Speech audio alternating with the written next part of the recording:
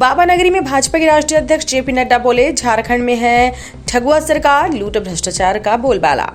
नमस्कार, स्वागत है आपका लोकवार्ता न्यूज में। आपके साथ मैं हूं सना खान।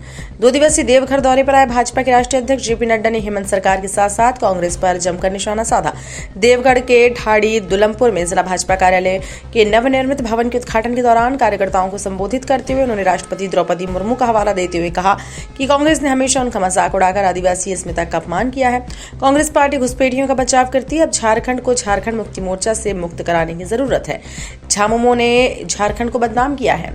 एनसीआरबी का हवाला देते हुए जेपी नड्डा ने कहा कि ऑनर किलिंग के मामले में झारखंड देश में पहले पायदान पर तो हत्या के मामले में दूसरे स्थान पर है। उन्होंने आरोप लगाया कि सरकार के संरक्षण में माफिया राज कायम है।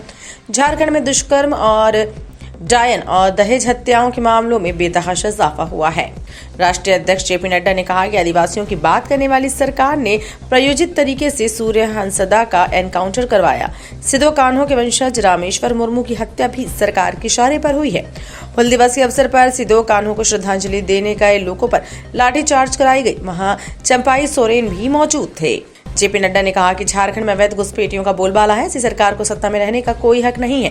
धीरे धीरे आदिवासियों की संख्या घट रही है। 1991 में आदिवासियों की संख्या 45% थी, आज घटकर 28% रह गई है।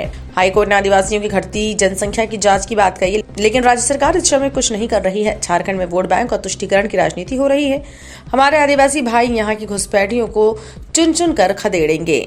आप सब लोग राजनीति को लंबे समय से समझ रहे हैं। मैं यहाँ जरूर कहना चाहता हूँ कि मोदी जी ने भारत की राजनीति की जो रिवायत थी, जो राजनीति का ढर्रा था, जो राजनीति की सोच थी, जो राजनीति के काम करने का तरीका था, उसको भारत के यशस्वी प्रधानमंत्री ने उस रिवायत को, उस संस्कृति को, उस ढर्रे को, उस कार्य करने के तरीके को बिल्कुल बदल डाला है और एक नई राजनीति को उन्होंने खड़ा किया है। इसको हमको समझ लेना चाहिए। ये तुष्टीकरण की राजनीति, ये जातिवाद की राजनीति, ये इलाकेवाद की राजनीति, ये भाई भतीजावाद की राजनीति, ये वंशवाद की राजनीति, ये सभी राजनीति कांग्रेस के सामने जन्मी, पनपी और आगे बढ़ी।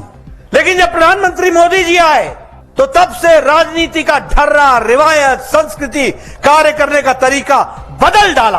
और क्या बदला? अब बन गया भारत की राजनीति रिपोर्ट कार्ड की राजनीति, काम की राजनीति।